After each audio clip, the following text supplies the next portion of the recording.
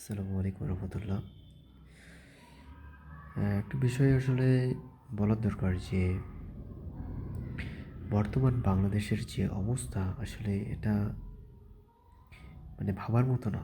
বর্তমান বাংলাদেশের রাজনীতি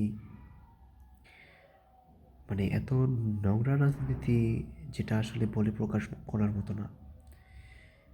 একজন আরেকজনের পিছনে লেগে থাকে সব সময়, কে কাকে দমিয়ে রেখে ক্ষমতায় আসতে পারবে এরকম চিন্তাভাবনা সবার।